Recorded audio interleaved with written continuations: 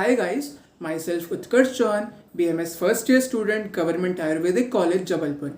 Today my topic is diabetes. Diabetes होना आज के समय में आम बात है, सिर्फ अधिक उम्र के लोगों में नहीं बल्कि अनुचित जीवन शैली अर्थात लाइफस्टाइल के कारण बच्चे भी इसके चपेट में आ रहे हैं। रिपोर्ट्स अनुसार आज लगभग 350 मिलियन लोग इस बीमारी की चपेट में आ चुके हैं और वैज्ञानिक मत अनुसार आने वाले वर्षों में यह संख्या दुगनी भी हो सकती है। पहले हम यह जानते हैं कि यह बीमारी किसी कीटाणु के कारण नहीं होती, तो आखिर ये बीमारी होती कैसे है? आइए हम जानते हैं।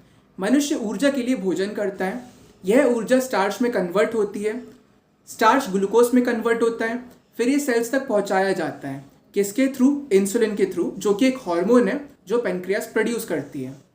कभी कभार हमारा शरीर अत्यधिक इंसुलिन प्रोड्यूस नहीं कर पाता, जिसके फलस्वरूप हमारे रक्त में ग्लूकोज की मात्रा बढ़ने लगती है और हमें डायबिटीज़ हो जाती है। आइए हम जानते हैं कि आयुर्वेदिक मत अनुसार, आयुर्वेदिक के पॉइंट ऑफ व्यू के हिसाब से अनुचित आहार विहार, व्यायाम ना करना, अत्यधिक तनाव, इन सभी कारणों से व्यक्ति में त्रिदोष अतः वात, पित्त और कफ असंतुलित हो जाता है और मधुमेह उत्पन्न हो जाता है। डायबिटीज़ के टाइप्स की बात करें तो टाइप 1 डायबिटीज़ इंसुलिन प्रोडक्शन ना के समान होता है उसमें, ये एक ऑटो इम्यून डिसीज़ है, ये जीन्स के थ्रू भी हो सकता है। टाइप 2 डायबिटीज़ शरीर इंसुलिन का सही उपयोग नहीं कर पाता और इस स्थिति को इंसुलिन प्रतिरोध कहा जाता है। टाइप 2 डायबिटीज़ जेनेटिक डिसऑर्डर भी है। फिर आती है gestational diabetes. Gestational diabetes pregnant women's में प्रेगनेंसी के दौरान होती है, जो इंसुलिन ब्लॉकिंग हार्मोन से होता है। अब हम बात करते हैं डायबिटीज़ के सिम्टम्स की। डायबिटीज़ के सिम्टम्स हैं अधिक भूख प्यास लगना, अधिक पेशाब आना, हमेशा थका हुआ महसूस करना, कभी कभार वजन कम या फिर वजन बढ़ना, नौजिया वॉमिटिंग का फील होना, नेत्र संबंधित बीमारियां जैसे हमें धुंधला दिखने लगता है। ये भी देखा गया है डायबिटीज़ में कि डायबिटिक पेशेंट्स में घाव को भरने में समय लगता है, इवन उसके ऑटो इम्यून रिस्पॉन्सेस और इम्यूनिटी वीक भी हो जाती है। डायबिटिक प्रिवेंशन एंड कंट्रोल करना क्यों ज़रूरी है? क्योंकि डायबिटीज़ से heart disease, anxiety, stress, stroke, kidney problems, diabetic problems, food problems etcetera काफ़ी बीमारियां हम आमंत्रित कर लेते हैं। हालांकि अभी की बात करें तो रिपोर्ट्स की माने तो 40% लोग जो कोविड-19 में ख़त्म हुए हैं उनको डायबिटीज़ थी। तो हम ये ज्ञात कर सकते हैं कि डायबिटीज़ कितनी जानलेवा हो सकती है अगर हम इस पर ध्यान ना दें तो।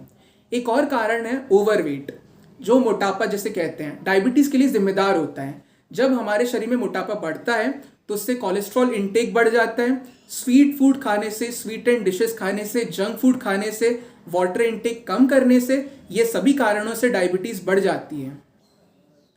वर्तमान में बच्चों में होने वाली डायबिटीज़ का मुख्य कारण आजकल की परिवर्तन इवन लाइफस्टाइल है। आज की जनरेशन शारीरिक रूप से निष्क्रिय हो रही है, अतः हमें स्वस्थ जीवन शैली अपनाना चाहिए। अब हम बात करते हैं कि डायबिटीज़ के डायग्नोसिस, इसके स्टेप्स क्या हैं।